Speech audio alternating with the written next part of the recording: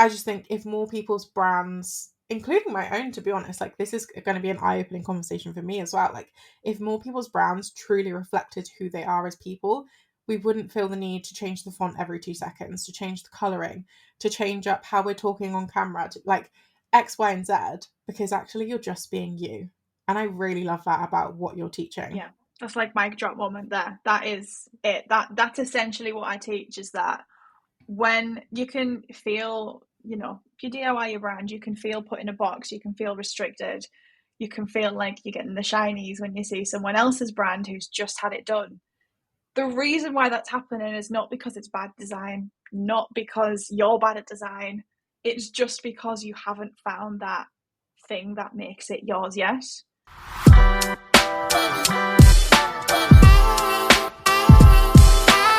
Okay, everyone, welcome back to the Alex Beyond Thoughts podcast. I am so excited you are here for this episode today. I think it's going to be a good one. We have an incredible guest today. This guest has been in the graphic design space for over 5 years. She's an ABBA fanatic. She loves Harry Styles, so we already have at least like 50 things in common. Jess is a brand designer and design educator of all things bright and bold, specialising in striking design to cut through the noise and empower women in business. I am so lucky to have her on the podcast today. Welcome, Jess. Hello. I love that intro. Love it. Oh, great. I'm so happy you loved it. How are you? I am fabulous, thank you. Yourself? Yes, I'm good. I'm very excited for today's Very episode. good. We had to reschedule last week just because of England being an issue. Mhm. We had a little storm. I say little, very large. And Unbelievable. it meant everyone was basically having to reschedule everything. So we are finally getting to record this episode, and I'm so excited to do it. So today we're going to be talking about everything to do with graphic design, brand design, things that Jess gets up to in her business, and I'm just really excited to dive in. So let me ask my first question, Jess, because I'm dying to know what inspired you to pursue a career in design. It's quite a long story. Let's have it. Let's go. We'll start off childhood. I have always been really creative. Some of my earliest memories involve drawing, painting, crafting of some sort. So it's something that I've always kind of done since day one. Even my mum was creative, so I kind of must have taken that from her, and I've followed her in her footsteps. It wasn't until I got into, I think it was about year 9 in secondary school. So how old was that? 13, 14 maybe? Might be wrong, but somewhere about there. Yeah. It wasn't until like then I really started taking it seriously though, because my school teachers were actually like, oh, you're really good at this. And it's just something that I said has been kind of natural to me. With that in mind, I progressed right up until my A-levels doing art, craft.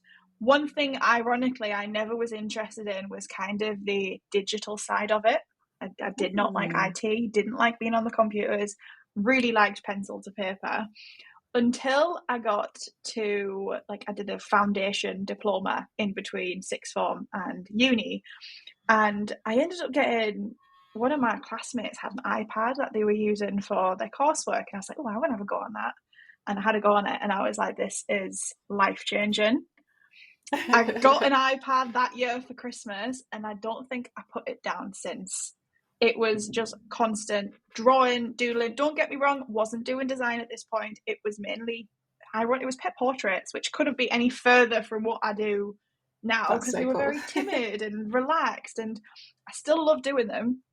But that kind of gave me the entryway into where I'm at now, because this pet portrait business that I did have opened so many doors, because I ended up doing that full-time during COVID, which is a different world, but that's what gave me the step into the business world. And because I was providing so many different artistic services, should I say, I ultimately had people come to me and say, will you do me a logo? Will you do me a business card? And I was like, yeah, okay, we'll give it a go. And that's when I realized how much you can actually put into a logo and into design subconsciously without actually having to physically show something.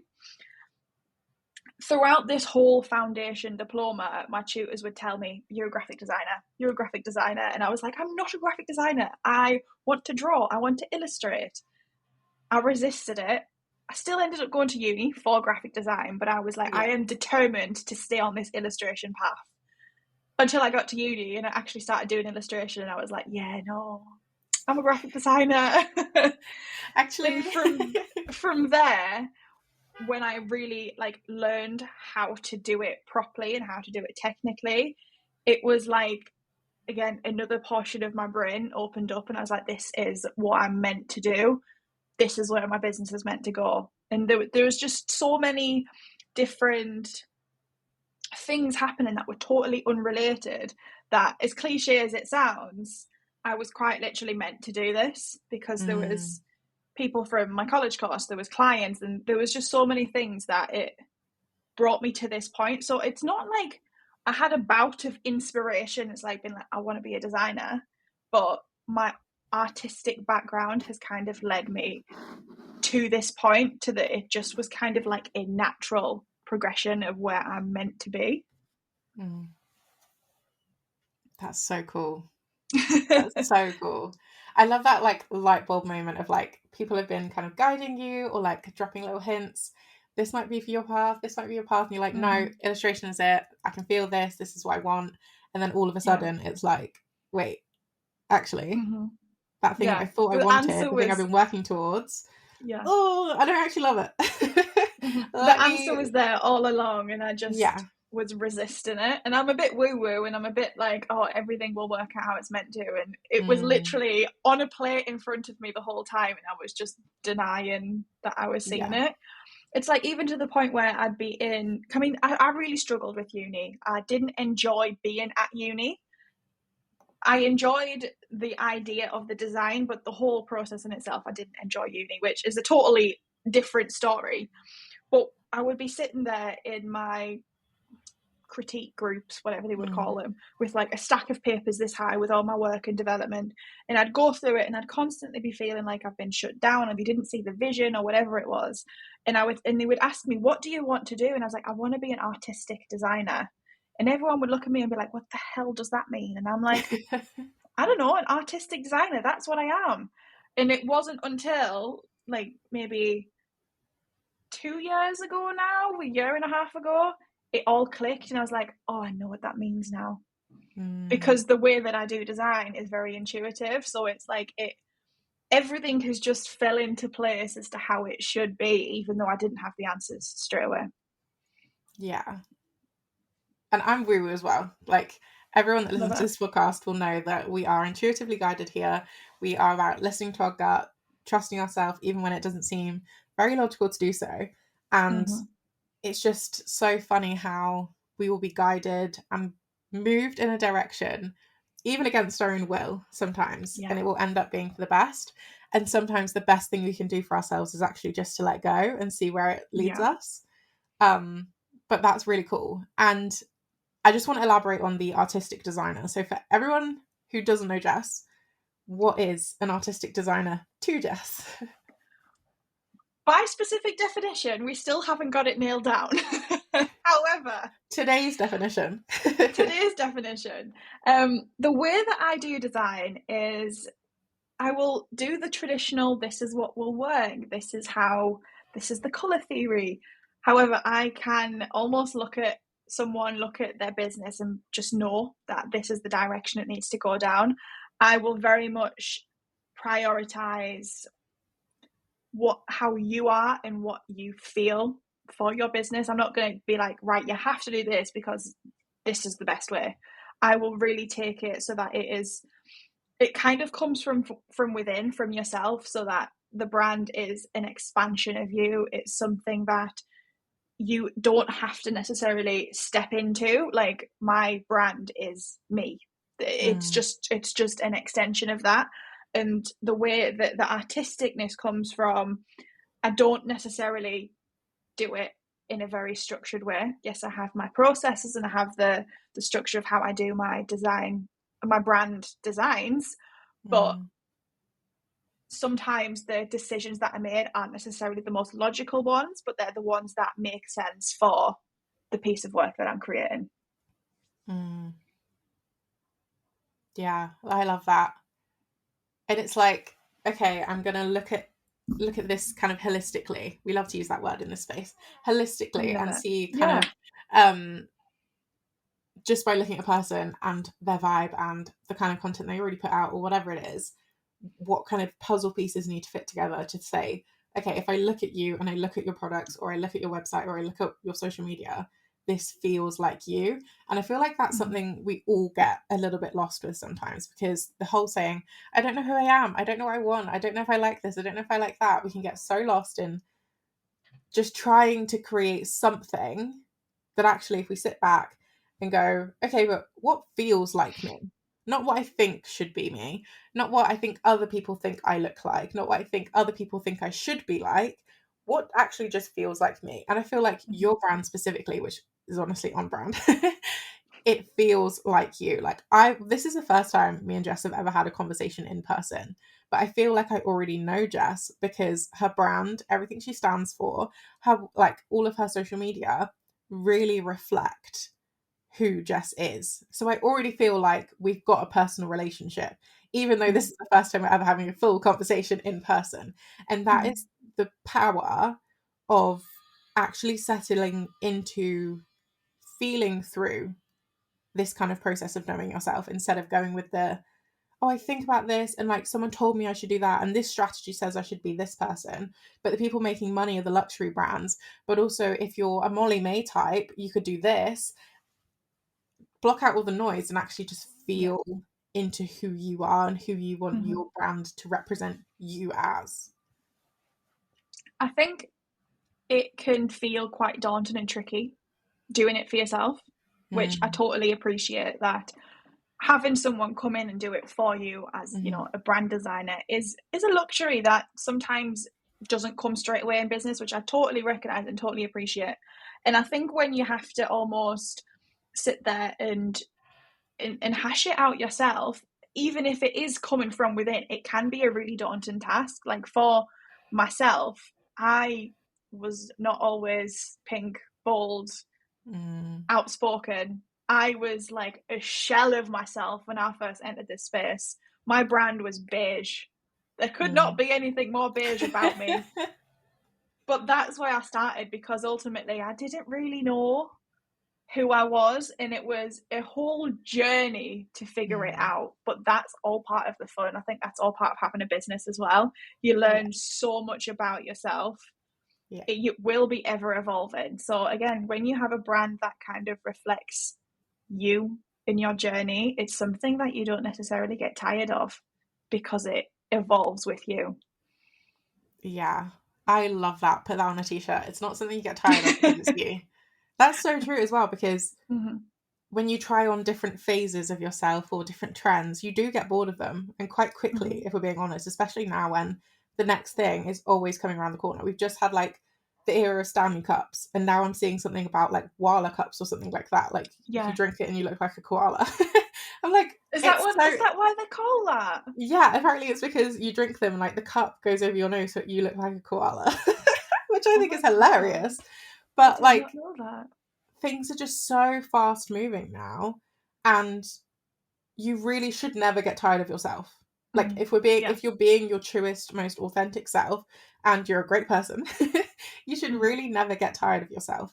And I just think if more people's brands, including my own, to be honest, like this is going to be an eye-opening conversation for me as well. Like if more people's brands truly reflected who they are as people, we wouldn't feel the need to change the font every 2 seconds, to change the coloring, to change up how we're talking on camera, to like X, Y, and Z, because actually you're just being you. And I really love that about what you're teaching. Yeah.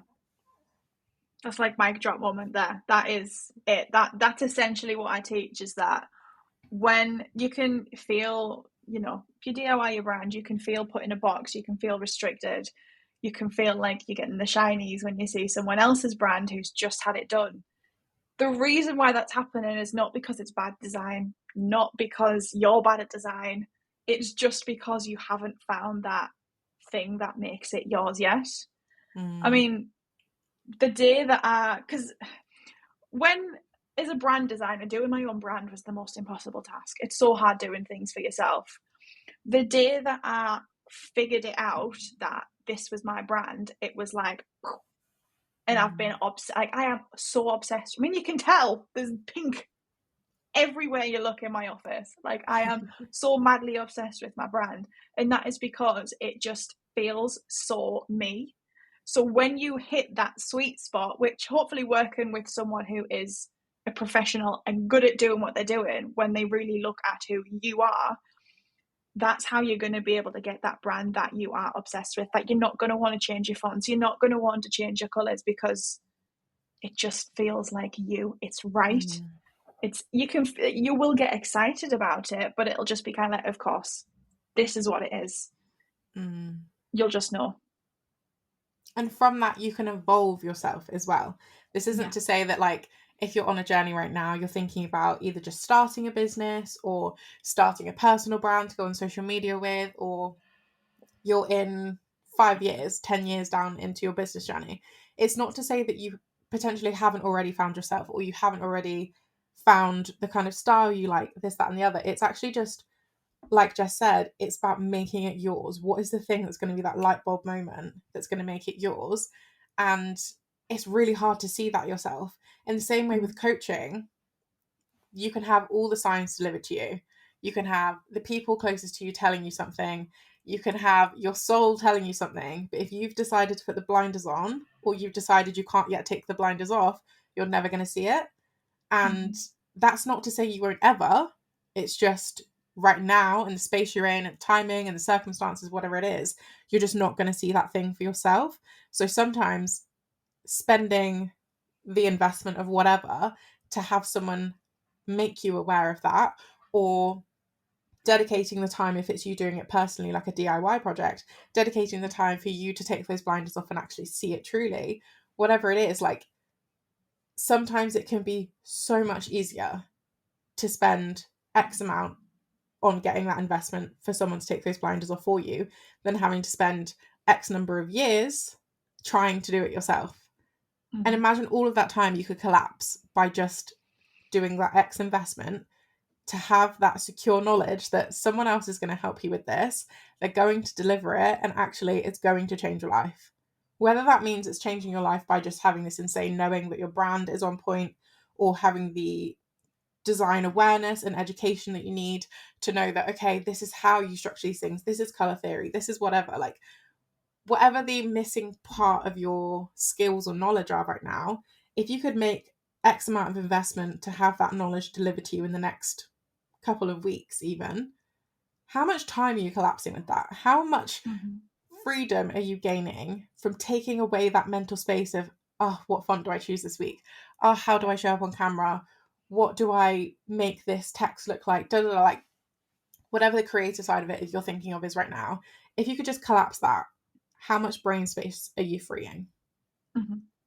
Exactly. It's so cool. I've been working with a client this week. She's been a long time friend since I started this space. And through that time, I've seen her brand change and evolve multiple times, because it's just how she's done it. And then with this project I've been working on this week, it's for a different business, but everything is kind of led her to this point. And funnily enough, this brand that we've been creating for this new business has kind of been an amalgamation of all of the brands that she's had in the past. It's not that the brand has changed because of the business changed, but everything that she's done has almost been like a puzzle piece. And then when she's actually had me come in to look at it, it's like, you've had all of the answers there, you just weren't quite looking at it from the right way. And then we've pulled something that's kind of summarized her journey to that point within her brand, because the colors, the fonts, the style is just, again, it's a natural progression of where she started to where she is now. Yeah. That's so cool. I'm very happy for her. I'm very glad that she has you on her journey, because that is so cool. I just want to get back to your original story quickly and just kind of touch on kind of that pivotal moment, that kind of light bulb moment of when you were kind of decided, okay, I'm doing graphic design. I'm trying illustration. It's not really clicking in the way I thought it was going to click, or I'm not feeling as good as I thought I would. What kind of like feeling, what kind of emotion, what kind of state, I guess, were you in when that pivotal moment happened, when you had to make that decision to change what you thought you wanted to, okay, actually, maybe this is for me now. Maybe graphic design is where I'm going. I want to be an artistic designer. Good, I like this question.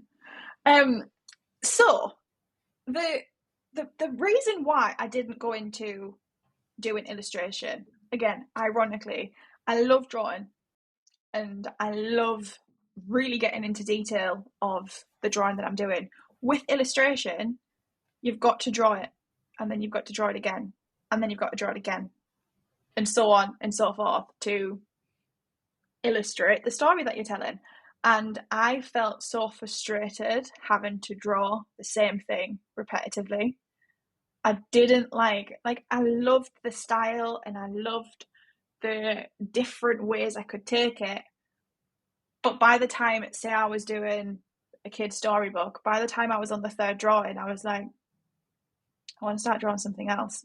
I was feeling really frustrated. It was almost like, the only thing I can compare it to is when you, whether it be editing a video, whether it be creating some content, whether it be you're approaching a deadline of some sort and you get that like things are nearly finished and there's like maybe a couple of hours that is the last minute scrambling of pulling everything together and you just want it to be done. It was that kind of like, I don't want to say anxiety because it's not the right word, but that like that flutter that you would feel, and it was just like pent up energy being like, I'm just so done with this. It was like that, which wasn't because I was rushing to finish the project. It was just that it just something felt disconnected.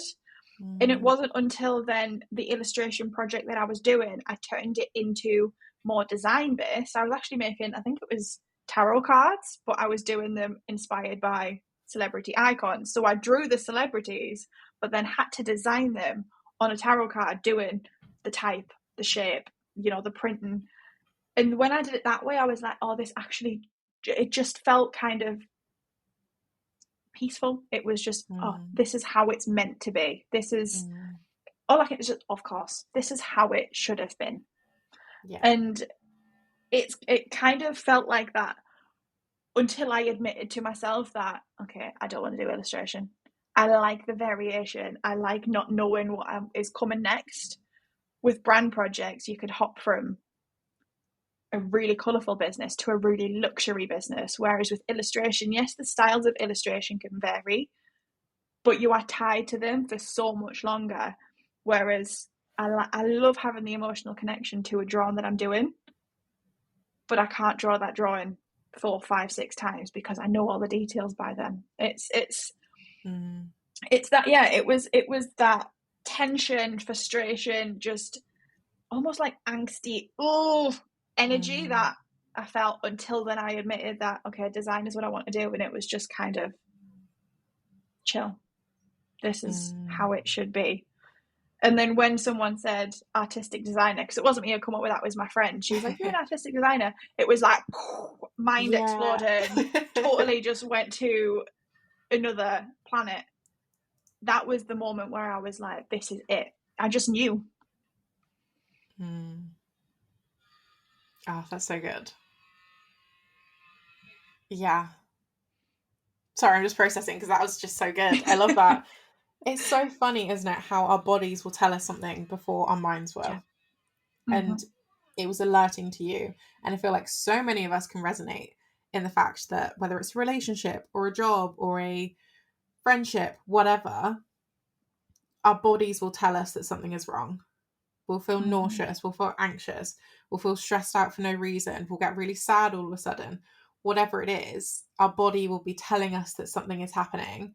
And we are so good now at drowning it out and going on TikTok for 20 minutes, or just saying, oh, like, I've had a stressful day, like, it's just that, or, oh, I haven't drank enough today, I haven't eaten enough today, whatever. We're so good at putting distractions or excuses in places where our body is alerting us to something that's wrong. And it's such a good lesson here right now that actually it's telling you something, and if you only listened and listened well, you probably would find out what it's trying to alert you to. And for you, it was that moment of, okay, I feel like this when I'm doing my illustration and it's not clicking, and I feel tense and I feel this built up energy. And when I do my graphic design, I feel peace.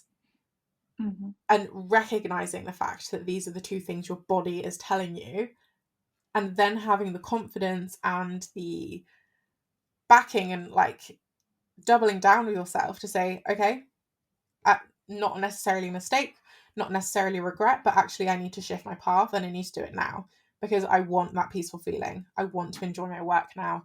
I want to build a business or whatever around doing something that brings me this peace. And that's just so cool to have. And it's a really great lesson, I think, for others, including yourself, like for the rest of your life. Now you'll probably remember that you need to listen to your body when it's telling you something. I mean, these past few months, totally unrelated to business, I have had, since moving, the most wild few months. Unbelievable. And it really taken a toll on my mental health. But the one consistent throughout all of that is deep down my gut was telling me that something was not right. And it wasn't until I listened, the core of the problem was right in front of me the whole time, and I just was choosing not to listen to it. It's absolutely insane. But we are so instinctive, we're so in tune, even if we don't realize it. It's unbelievable. Yeah. It's just so cool. Our bodies can do insane things. Yeah, it's absolutely incredible. Okay. So we've kind of talked about your transition from illustration to graphic design, sort of in your uni years and things. What kind of made you think, okay, I don't necessarily want to be employed in this. I don't necessarily want to be a graphic designer for other people.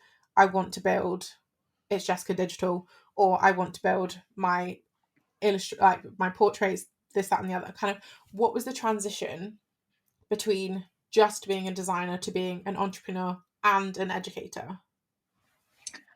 So, again, I'll go right back to the beginning because we're starting back in lockdown again.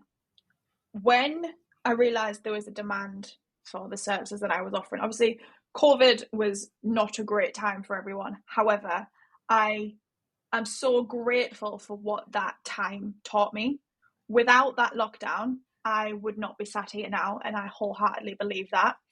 When I realised the freedom that having my own business could have as we were going back to work, I mean, my household was classed as a high-risk household. We were terrified going back to normal. And I ended up quitting my part-time job and solely living off the income that was coming from my pet portraits. Being that kind of awkward stage of life where some people are working full-time, some people are in education, I kind of had a really good taste for freedom, because some days I could be out with my friends while other people were actually at work, and I never had to ask anyone. So that was kind of like the first thing, being as though I know that I want to have my own business. Now, I probably did leave my job a bit prematurely. You know, coming out the back of COVID, it was just kind of like, freedom, let's do what we want. And I did go back into part-time employment at a hairdresser's, which one of my favourite jobs to date, while I was at uni. Now, while I was working this part-time job and while I was at uni, I, again, mental health wise, was not in a great place.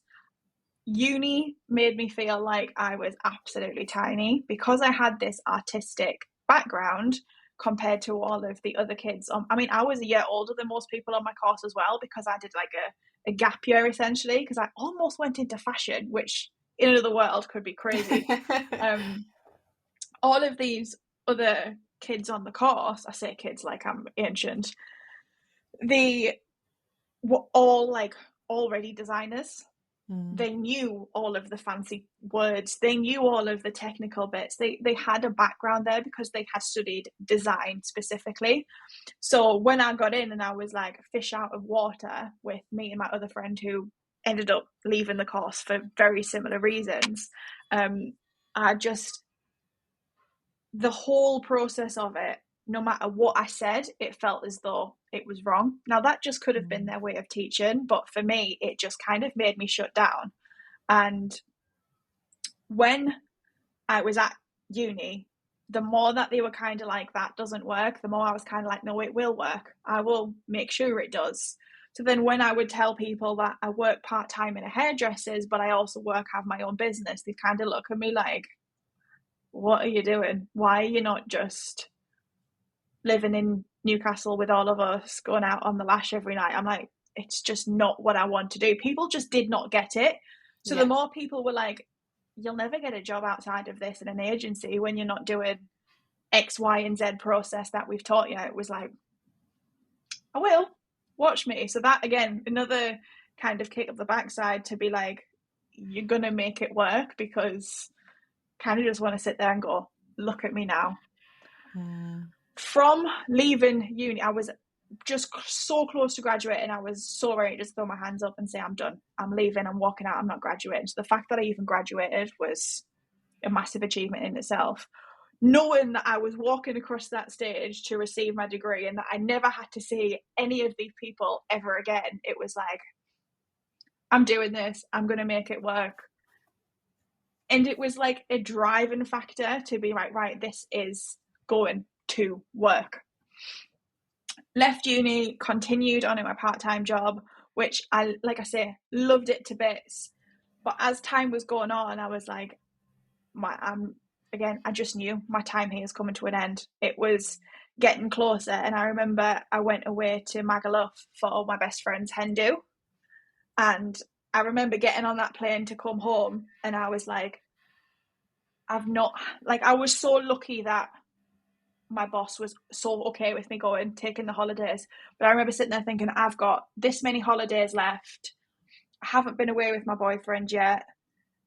I was able to sit in the sun and just kind of be on my stories or chatting to clients. It's like, I want to do this all the time.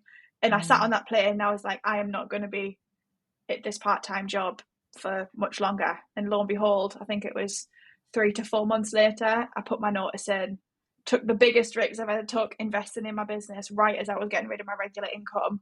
And it hasn't really slowed down since. It was just instinctual. That's all it was. I was just following my gut as to when the time was right. So cool. It really resonates with me, I think, in so many entrepreneurs' journeys that I've heard, and I've kind of done podcast episodes with, interviewed people. We all have this one kind of underlying trait of, yeah, but fuck you, it's gonna work. Yeah. Because I'm the person you're talking to. I'm gonna make it work. And it doesn't matter what industry it is, what kind of business it is, how long or short someone has been in this kind of game for, whatever, being an entrepreneur. We all have that underlying trait of, okay, I hear you. I understand what you're saying to me. You're all telling me it's not going to work. Fuck you, I'm going to make it. And it's just so endearing to me, actually, that we can all have that kind of moment and directly point to it and say, these people, this person, this situation, these circumstances told me I couldn't, and I'm going to show you. It doesn't matter that it's from a place of spite, or it's a place of excitement, or it's a place of anger. Whatever it is, we all just have this kind of, yeah, but I'm going to do it. Full self-belief, full confidence, full trust, intuition, whether we know it or not. It's just there. It's within us, and it's something that we have to do. And life will make it uncomfortable for us if we are not in a position to be an entrepreneur. And it really doesn't matter, I think, what kind of industry you pick up, or the niche you choose, or whether it's online, or whether it's in person, a product business, a service-based business, whatever it is, it really doesn't matter, I don't think, as an entrepreneur and someone with an entrepreneurial spirit. You just have to do it because you will be uncomfortable in any other scenario. And that is something that I've been dealing with and have dealt with for the longest time, that, okay, I'm in a situation where I don't necessarily want to be in right now. It's not optimal conditions. Am I going to do what it takes to make it work? Yes. Am I going to be what I need to be to make it work? Yes. And I can really hear that throughout your whole story of just like, these people were telling me this. My brain was telling me this. The circumstances were telling me this. I thought I wanted this. And actually, fuck it all. Let's blow it up. Let's do it anyway. See where we get to. And you are always rewarded, I think, when you have that kind of belief and trust in yourself. You might get corrected and the universe might tell you, no, this is not the right one. You might have been corrected with your pet portrait business or another business or whatever. It could correct you and say, you're on the right path, but not this one, not yet. Yeah. But you will get there in the end. And I fully believe that for every person with an entrepreneur spirit. Me too, 1000%, that whatever you set out to do, whether it is the thing or not the thing, it's going to put you on the path to find the thing. I just think it's incredible how, again, as a business owner, as an entrepreneur, like everyone in this space, how we like you say, we all have that common, I'm going to make it work no matter what. And whether it's a generational thing, whether it's a mindset thing, like whatever it is, the fact that all of us can, yes, not to say that it hasn't, like mindset wise, there hasn't been setbacks, whatever it is, but the fact that all of us can stand here and us against the world, essentially, to be like, no, we are going to do it. And to do it so early on in the kind of lifespan of the online business, we are like, what the pioneers almost, like we are the ones doing the unknown. So to even go into it with that much uncertainty as to what this is actually going to look like in a few years' time is just so, I think it's so inspiring when you actually take a step back and look at what we're all achieving by just even stepping foot into this industry, not actually having to be successful in it, etc. It's just taking that leap, isn't it? It's so funny to me that you say that, because I've never really thought about it before, how early we are into the sort of conception of online business, of digital, of social media, of everything. Like, we didn't have phones in my lifetime. I'm only 25 years old next week. Yeah, next week. I'm 25 years old next week. Birthday for next week. Thanks. And we didn't even have phones in my lifetime. Like, most people did not have a phone until probably the 2010s. Probably after 2005 is when people actually started even getting phones. Or like the internet, you still had to go to a library, or you had to plug into like whatever.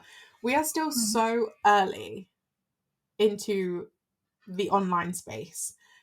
And yet so many of us, including me until right this second when I've just had my brain blown open, like, we think we're so late, and we think we're late to the party, and we think that we're just too far behind. We should have started the YouTube channel 10 years ago. We should have started the TikTok 3 years ago when it was COVID and everyone was watching TikTok. And if I start it today, no one's going to watch, or no one's going to listen. It's never going to evolve to anything. But actually, if you started today, imagine where you're going to be in 5 years. Exactly. If you start today, imagine in 50 years when we're a little bit further into the very early stage of being online, where you're going to be. And it's really just that reframing that you've just done for me that I'm loving right now. That we are so early into this thing, and it feels like we're late because we have so much access all the time, and we are over consuming insanely. So we just have constant access to other people doing more, doing bigger, doing better. So it feels like we're late to the party, when actually the party's really only just started. In fact, most people haven't shown up yet. Pre-drinks. Literally. We might not even be at pre-drinks. We might be in the getting ready stage. And that's just so cool. So that is a real like call out if you're someone who is thinking of starting something, but you feel like you're late, you feel like your industry is saturated, you feel like there's enough people talking about the same thing and you shouldn't be the one adding to it. Actually, your voice matters. You are unique. You are one of the first people. You are a pioneer into this space. Because yes, there might be 1,000 other people online doing it, but guess what? There's like nearly 10 billion people on the planet, maybe. It's actually okay. Start the thing. Yeah. So something that I was saying to my mum the other day, which this does have a point, I will get there eventually, is the way that technology is advancing now. It's like, how long has it taken for the internet and AI to get to the point that it has? It's still really early days, but it is so advanced. Going forward, I think it was something, don't hold me to this because this probably won't be spot on correct, but the way that the conversation that we were having is, obviously we can log on a laptop now and figure it out how to use it relatively quick, I reckon. Whereas if I put my mum in front of my Mac, she would probably take a few hours to work her way around it. The amount of time that it's taken for our generation to pick up on things, to get started in doing this, feels like a long time. But as time and technology is moving along, it's something like in 11 days, technology, the internet, AI, whatever it is, will advance what could have been something like 7 years previously. Now, that thought could be really daunting, but equally, say you start now, and then when 2050 comes, you can quite literally collapse time, because the way that technology is going to have an impact in the future to younger generations is going to be absolutely incredible, because by doing this, by getting started early per se, you are going to be here when everything is getting rolled out. You are going to be here when the newest thing comes, and you're going to be keeping on top of, everything that's happening in the online space, so that when technology is 7 years advanced in just 11 days, think of how much you could do in that time, just because of the way that things are moving. It's absolutely crazy. Yeah, for sure. I'll have to see if I can find that statistic, because it was mind-blowing. Yeah, that's insane. And it's very, it's really going to reframe, I think, for a lot of people, the excuses they've got for themselves right now. And I say excuses with love, because we all need things to tell ourselves to feel better about things. But sometimes you do have to have a call out of but if you did start, and you should, these are the realities that are going to be happening for you. Yeah, and I just love that. And I think if you have been on the fence about starting something, talking on your stories, filming the YouTube video, doing the podcast, asking the person to come on your podcast, whatever, there really is a lack of viable reasons now for why you shouldn't or can't do something. If it's time, okay, cool. Think about the people 40 years ago who had to literally go through a phone book and individually dial numbers and call people cold calling to make one sale. You could write an AI script, set it up on whatever those instant reply app things are, whatever, and start immediately cold DMing people. Is it a great strategy? No. Is it going to get you further than never even opening an Instagram account? Sure. Exactly. There are so many things available to us now. There are so many design tools. I'm sure you are probably utilizing AI design tools all the time, because why wouldn't you? You need to start adopting this. And the amount of excuses we use now to say, well, we don't have time for things, or we can't, or we don't have the knowledge, or you don't need the knowledge anymore. That is essentially what we are having to learn. You don't actually need the knowledge anymore, because the AI is going to have the knowledge for you. These tools are going to have the knowledge for you. You just have to know how to input to get the result you want. Yeah. So, like we were saying, if you are someone who doesn't know right now, but you want to get onto it, you're someone who's trying something out, you're building a business, you're scaling a business, whatever, and you don't really know where you're going right now, or you don't have the skills, or whatever, utilize some of these things we're talking about. Do you need an educator? Do you need a coach? Do you need a designer? Do you need a PT? Whatever it is, Go find that person in the physical. Then look to your AI tools. Look to all the things that you've already paid for, whether it's Notion and they have AI integrated, whether it's Google AI integrated, Canva AI integrated. Use your tools, build your things, and just get it out there, because we are so early into this game.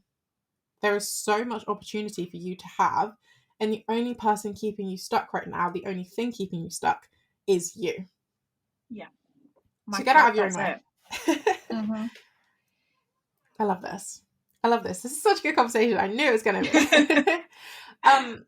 I really want to ask you what your kind of biggest challenge was when you were creating Itsjessicadigital, this kind of design, education, brand building business. What was kind of your biggest challenge with that?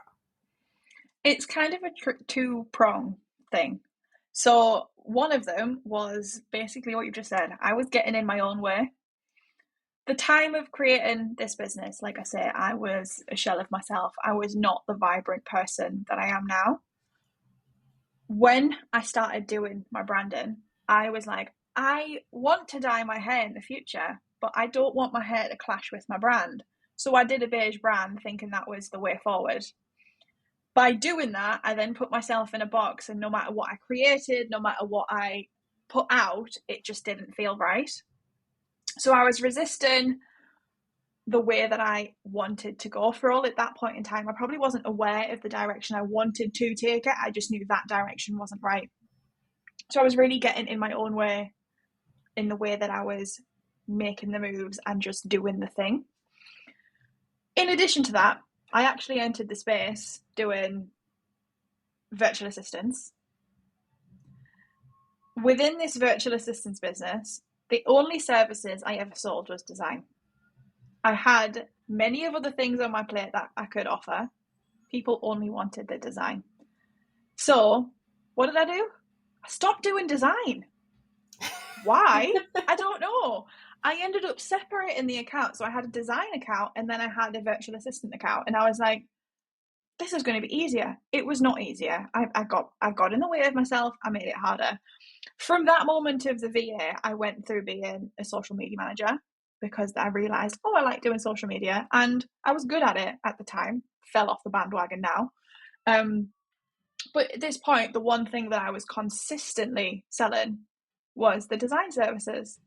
And then the time came where, and I feel like it's a thing that everyone experiences very early on in business, but I was taking on people's opinions like it was Bible truth. Someone would say something to me and I was like, okay, they must be right, so we'll try that. And it's only been more recently that I've realized that I almost fell victim to someone just trying to sell me into a program, which one of my pet hates in the spaces. But I was told by a coach that I should be a coach who taught coaches how to be coaches. And I was like, oh, she's so right. She's so right. Now, there was some truth in the fact that I enjoy teaching because I've gone back to it. But I then threw everything out the window again to be a coach when I didn't want to be a coach. I liked the doing. So again, I wasn't listening to what I really felt like was for me. And then it wasn't until, like I say, my last year of uni, the hairdresser that I worked in was meant to dye my hair baby pink, didn't work, had to go bright pink. And it was like, this is the person I've always meant to be. I quite literally said, F the lot of it, I'm doing it how I want to do it. Started doing solely design, started doing everything the most neon shade I could possibly find it to be. And it was like, this is it. It all comes back to that. I was getting in my own way. And until I realized none of it matters, that's when it started to snowball. Oh, I'm cheesing because I love that so much. It's so cool. And like the dyeing the hair and it was like bright pink. Oh, click. Love that. I love that so much because I feel like, and I'm not saying if you dye your hair pink, you're the bravest person in the world and no one is ever going to be, no one is ever going to be braver than you. Like, that is incredible. And that is your peak moment where you're like, no, I have to be me now. This was meant to happen. Me being bright pink in the hair, neon, whatever in all of my brand, that is me. That is so perfect and that is so you. It doesn't mean someone sat here listening has to take it on, like you said, that person thought you should be a coach for coaches. That doesn't mean if you're sat here listening to this that you need to go dye your hair pink and no. put neon colours on everything. But whatever this symbolises for you, go do that thing. The worst that can happen is that it's just not for you. Like, the worst that can happen is it's just not for you. And I'm not saying like you need to dye your hair a colour or like you need to change a font or whatever. Like, that's not the point. Whenever you are symbolising this, this is the moment, whatever you think that's going to be for you, starting the brand, breaking up with the boyfriend, asking the person out on a date, whatever that thing is, just go try it. Because the worst case scenario is really that you're going to find out. Literally fuck around and find out. Because we sit in so much paralysis, and you could have very easily sat in paralysis of, okay, well, the VA thing's kind of working, but the design thing's also kind of working, but this person thinks I should be a coach, so I'm going to try it. And you could have sat in this space for 2 years and just kept trying to juggle 3 different personas, 3 different businesses, and said, well, like, it's working a bit, so I'll just keep making it work a bit. But actually you said, fuck that. I'm doing this instead. I'm going to go all in on this thing that just feels right. And look how it's worked out. More people need to be that brave. And it's not the fact that you dyed your hair pink, you chose the neon colours, you decided to ignore that person's advice. It's the fact that you backed yourself and you had the trust in yourself to know, okay, I've made this decision. I'm choosing graphic design. I'm choosing my artistic design career. I'm choosing Itsjessicadigital. But if it's wrong, cool. On to the next thing. Nothing's going to kill me here. Yeah, and I love exactly. That. I love that. Oh my God, what was I going to say? Oh, it's totally gone out of my head. That is so frustrating. I could try and try to remember. It was saying, fuck it, I'm going to do it anyway. What else were we saying? Oh, it's going out of my head now too. It's totally gone. That's okay. But yeah, love that. I love that. Sure, it was great. we can run it back if it pops up for you again. But I want to give like a little bit of a juicy tip to the listeners. So how do you kind of define brand? We maybe should have started with this, considering we've talked about brand a lot up until now. But how do you define brand beyond just the kind of visual elements? So we've talked about the neon colours, we've talked about the font and things like that. That is a lot of the visual elements of brand. How do you kind of define it beyond that? So it's probably worth to mention that obviously we have like a business brand, which is the brand that you visually show up with, like you say, your colours, your fonts, etc. You then have a personal brand, which I feel like has got a little bit muddy in the online space as to what a personal brand actually is. From a brand design perspective, a personal brand is you and how you show up and how you act in your business. For me, there's no kind of black or white differentiation between them. I kind of see a brand should be your business, but made into you. And if we're looking beyond the colours, the fonts, the logos, the patterns, all of the stuff that you would receive from a brand designer, I would define a brand as how you want people to perceive you without actually speaking to you. Now, if you're selling products, it can be slightly different because your brand needs to be more centric around your product. Like a notebook, for example. If you're selling a notebook, then your brand would have to be more resolved around the notebook. But when it comes to things like coaches, designers, whatever it is, when you provide more of a service, I feel like your brand should be what you want people to know, what you want people to feel about you. So in my design process, I will always ask people who they are if they can't define that themselves. Get friends to define it. What do you enjoy doing? How do you spend your free time? So that you can infuse that into your brand. So then when someone looks at your brand, they feel as though they know you, which is what you said about me in the beginning. You feel as though you know this person because their brand kind of encompasses who they are, but also what they do. Now, product based, you can do similar. There's just that you've got to be mindful of the product that you're selling. But I would define it as to be the middle ground between personal and business, so that you get to step into it and it feels easy. Okay, correct me if I'm wrong. So this is how I'm picturing it as you're telling it. So like, let's pick up with the notebook. So we've got the product business, it's the notebook.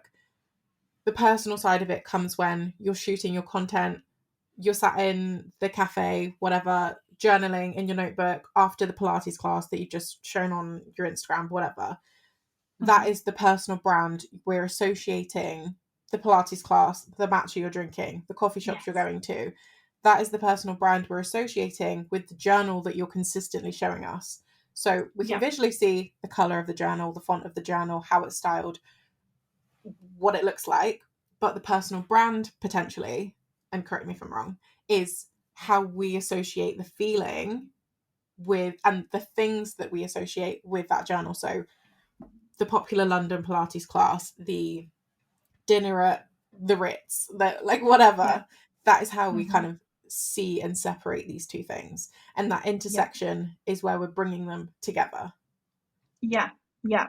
Okay. So I'll use myself as an example. So my brand is bold, pink, obnoxious, all of those things that make my visual brand me. My personal brand, however, is ABBA, Harry Styles, Lover Greggs. People have told me that I'm like Joey from Friends because I've got the weirdest food combinations ever. That is my personal brand. Now, the atmosphere that comes off from that personal brand is carefree, fun, kind of gives zero fucks as to what other people think. When you put that together, it's almost like taking it into a different language and making it so that the vibe that you give off and the vibe that the service that you provide gives off comes together to create what would be your brand. And for me, that is this really bright, bold, I'm doing it my way or the highway kind of vibe that comes off within the things that I put out there. Okay, and everyone hear me when I say this. That intersection is what sells. That is what means Itsjessicadigital will never go out of fashion. It's never trend-led. It's never going to be boring or monotonous or the same, and people are going to skip over it. That intersection is what means this business never has to die, because in every evolution of Jess, in every evolution of her products or her services, she can continue taking that and just expanding it. And it means that you can do a podcast, you can do a fashion line, you can do a social media playlist talking about rating your Greggs for the week. Because it's all so interlaced and intricate, involved with you, that it will be ever evolving. You never have to be pigeonholed. And I feel like so many people get stuck between just the personal brand and just the product business or just the service business, and they're not really sure how to get that fine balance that means it's ever expanding, ever evolving, so that they're never bored and they're never like pigeonholed into just the one thing. And that, I really love the way you put that. And I think it's just going to be an eye-opener for so many people that, oh, like, this is where the fun middle gets to be. Yeah. I mean, a really great example in the public eye of all of this at the minute is Taylor Swift, Sabrina Carpenter. Sabrina Carpenter's brand at the minute is insane. It is so good because she has got her music style. She is a really humorous, and she's I don't want to say sex appeal, but that is what she plays off within this little sweet spot of her brand, in being that you can't help but watch it and giggle with the vibe that she's gone for it. You come for the music, but then you stay for her. So she could jump, like, which she has. Her previous album that before is the current one, totally different vibe to what it is now. Before that, different vibe. People come for the music, but then when they get invested, they stay for her. Same as Taylor Swift.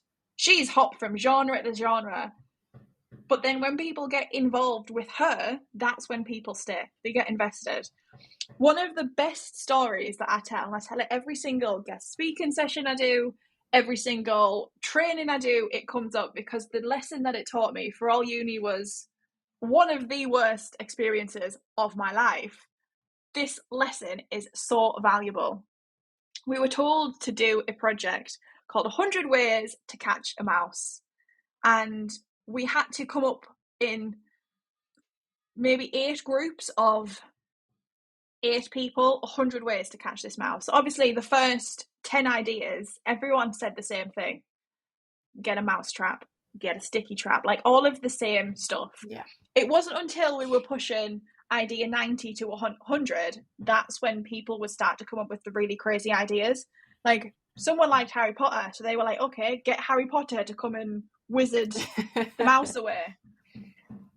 Every single person in these groups came up with the same ideas until they really started at the end and started looking within and being like, what the hell can we do it? Now, I can't remember what I put for mine, but towards the end, you would come up with the really niche ideas. And the analogy that I use for this is your business can have the same visual brand. It can have the same services as the person next door. But as long as you are in that business and you are really doing what makes you within it, that's the secret sauce. That is the bit that people will stay for. I can name 4 brand designers that I'm all friends with, and we're all bold, we're all colourful, we all have very similar services. Yet our clients come to each one of us for us. So if you can lean into that really unique little sweet spot that you have, where you reference your personal, where you reference your business, that is, like you say, that's the bit that people stay for and evolve with. Oh, I love it. Injection to the veins. It's so good. Yeah, I love it. I love this episode. So good. From that, because we're just on a roll of giving great advice right now, what's like the most common mistake or mishap you see business owners or content creators make when it comes to their personal branding? It's doing what they think they should do. Everyone, and I say this as we're going on, professional has a different meaning nowadays. But when you hear the word professional, you don't think not professional. What? Yeah. You don't think like casual, sitting, having a conversation like this. You don't think, swearing. That just doesn't come to mind. Mm-hmm. Whereas when you can be professional but still do all of those things, and something that I see people trip up on all the time is they feel as though they have to do something a certain way, whether that be they have to have certain colours, they have to have a certain way of speaking, they have to look professional, and professional means sitting here with a suit and tie, all formal. Yes, very professional. And it's not the case at all. Times have changed so much that professional now means a totally different thing. I wish there was another word for it that didn't have the kind of stereotypes that the word professional does. But it is, people, again, trip up because they feel like the way they have to do it is the way that other people have done it, or a way that they've been told to do, when actually, when you really lean into your unique way of doing it, which is so much easier said than done, because how do you know how to do it if no one else has done it like you? But that's the bit that I see so commonly is, I thought I had to have my brand beige and blue because I do this thing. This is what those colours mean. And I'm like, no, if you don't like them, for all it works for your business, if you don't like it, you've got to be in it every single day. Yeah. Like, it's just not feasible. And so many people come to me as well and being like, I don't want to have pink in my brand. I'm like, okay, I'm not going to force pink on you. Like, it might make sense, but you don't have a pink banner. Just because I like pink, I'm not going to force feed pink onto you. It's what you want. And I think so many people feel like they have to be told what to do. That's probably the biggest thing, and it's us being our own worst enemies. And really, like, the underlying thing throughout all of this episode is just like, show up as your most authentic self. And it's something I teach and preach all the time, because we're never gonna be happy, we're never gonna reach the things that we want and that we want to claim and that we want to say that we want if we're not being ourselves. Partly because the universe will block you, and we're back to woo-woo now.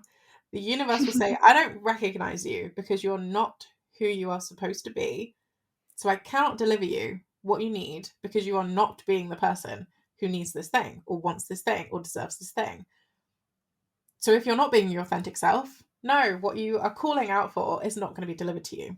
Second to that, if you're not your authentic self, it's just the cards aren't going to fall in the way that they need to. Yes, you're going to eventually get there, because I truly believe that everyone will. Just the timeline is going to look very different. And if you are proactive in finding it out and working it out, the cards are going to fall much faster than if you are someone with the blinders on, if you're inauthentic, if you are hiding from yourself, if you're listening to everyone but yourself, but your body. No, of course, the cards aren't going to fall in the way that they need to. So throughout this whole episode, we've just been talking again and again in different angles and ways about being authentic. And it's one of my core messages to everyone that will listen to me. I beg you, just start living as the person you are, not who you think you should be, not who you think you're meant to be, not who other people think you should be. Just actually who you are, and start showing up as that. And if people change, or people have opinions, or you don't necessarily like that version, cool. Guess what? You can change it again.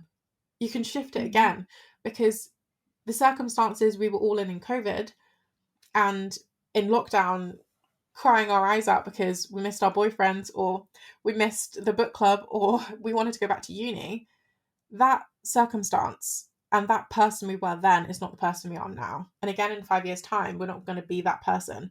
So, like, we're still authentically us. It's just a different variation. So if the variation of you right now doesn't feel like your most authentic self, even though you feel like you're showing up as it, just hang on. Keep showing up as your authentic self. Keep showing up as the person you know you are, because it is gonna come. That light bulb moment, like it happened for Jess when the pink hair came on and she was like, that's it, let's go, baby. That is going to come for you. But that's not to say that Jess wasn't completely authentic to herself before that. It's just, it wasn't 100% yet. It's loading, it's buffering, it's coming. No, and I keep coming back to this moment. I mean, the way that I express this is by, relating to my own journey and my own story, and like buying this like first house, like I say, the journey to get to this point to today, from the day we got the keys, has not been straightforward in the slightest. We've had so many things come up, which has been the hardest few months I've probably had to date. And one of the main things was that I was feeling is, how can I continue to show up when I don't want to do anything? The stuff that was going on had such an impact on my energy. It's like, how can I continue to show up and sell my services, continue to chat to people in my audience like in the way that I do? And ultimately, again, I just let myself take a step back from it. And then I've figured out, and it's really, really made me assess the way that I work my business. But I was talking to one of my friends this morning who had no idea that any of the stuff that was going on has gone on. And she goes, do you know what?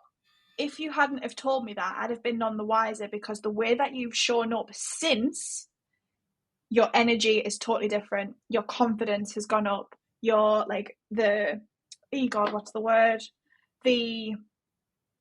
Like my presence when I have been coming on, when I've been in the energy to do it, has been doubled. So by listening to what I was feeling, whether it's woo-woo or not, or whether it's just me, assessing what I need in that moment, by doing it that way, it's helped me come on leaps and bounds. And I've been able to recognize that, oh, okay, this is what I need to do right now. And then maybe in a week's time, it's going to be like, okay, I'm going to be grafting and showing up every single second that I want to be on there. but it was all about listening to what I needed, and in turn I've kind of delivered for myself, because I've allowed myself to show up in the energy that I wanted to be showing up in a way that other people have noticed. I'm seeing the reward already, and it kind of can, like, it's exactly what you said, is it'll come to you when you start to listen. 100%. And that is really like such a great kind of segue really quickly into emotional intelligence is everything.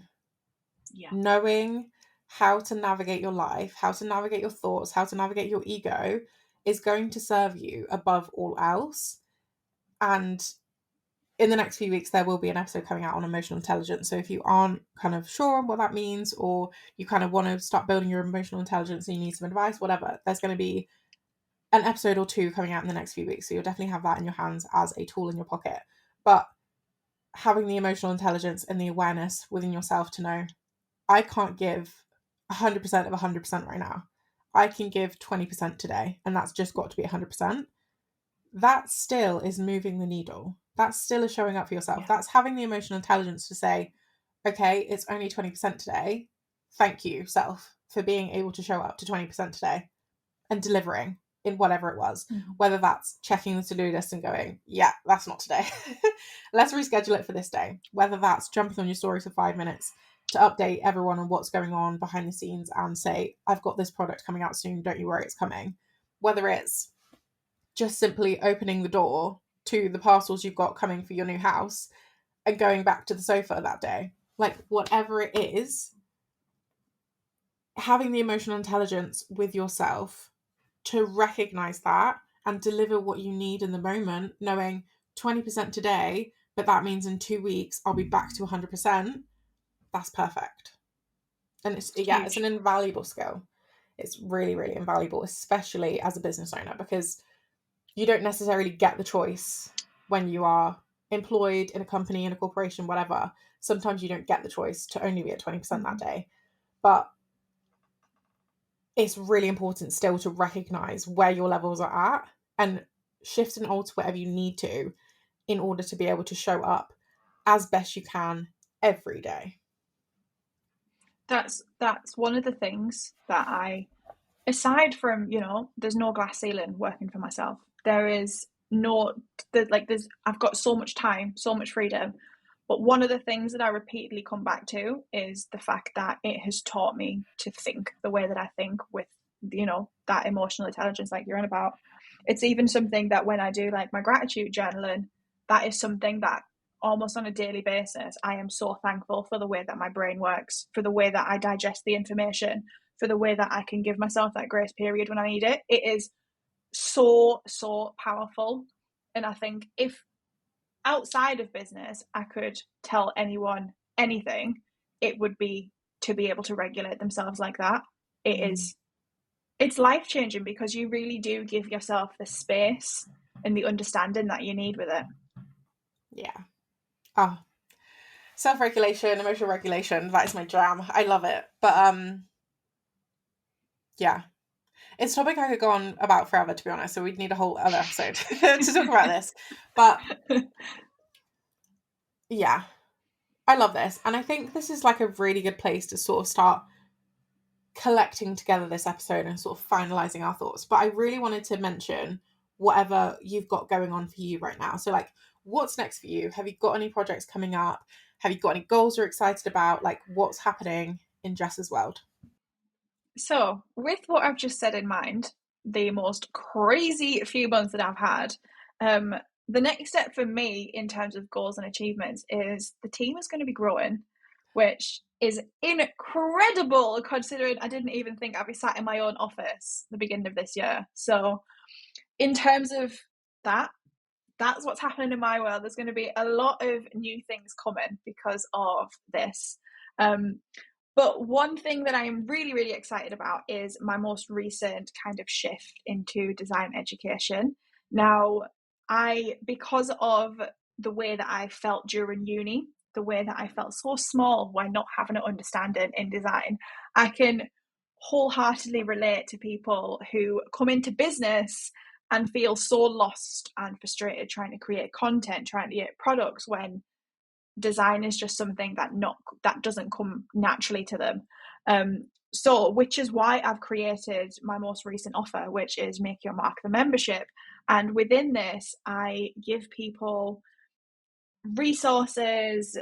There's a monthly training, there is like opportunities to have conversations so that you can understand design without becoming a full-on designer, to get you by day to day and make your mark with design without having to learn all of the technical bits.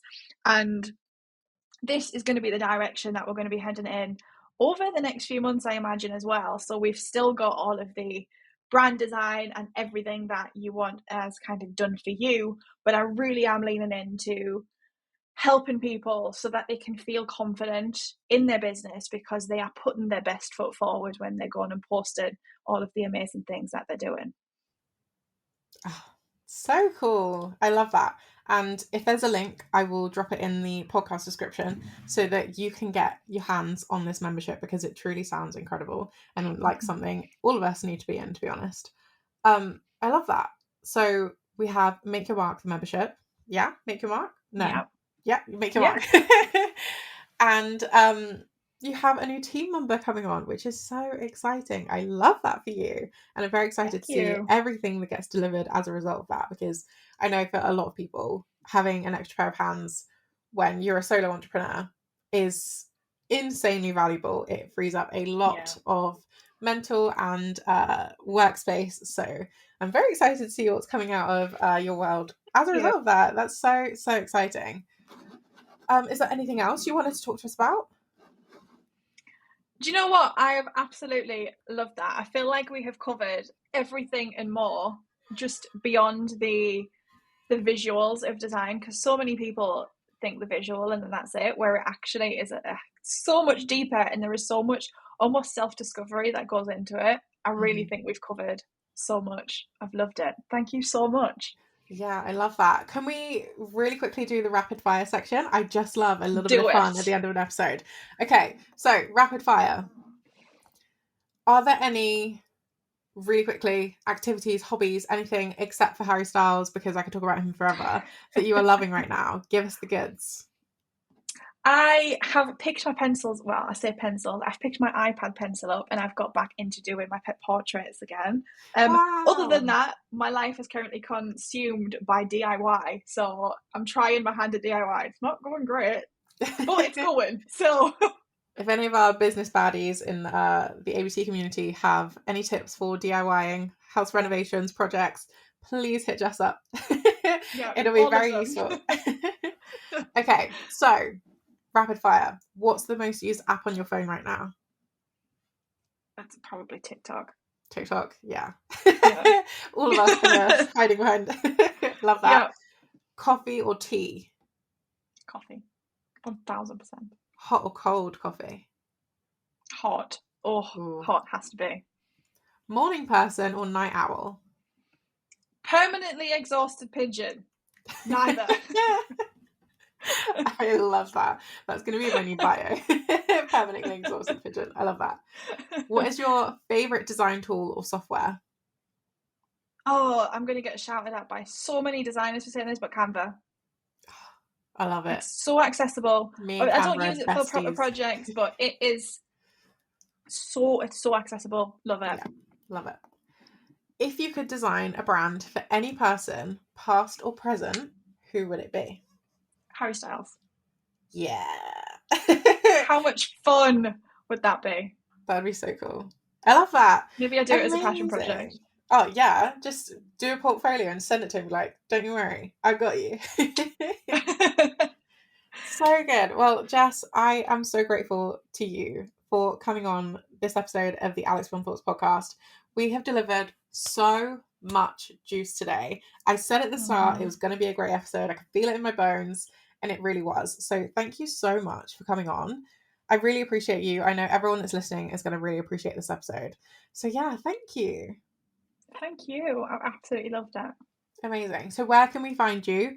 Because I know people are going to be running over to you.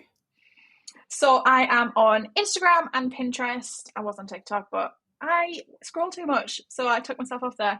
You can find me at Itsjessicadigital across everything in my website, www.itsjessicadigital.com.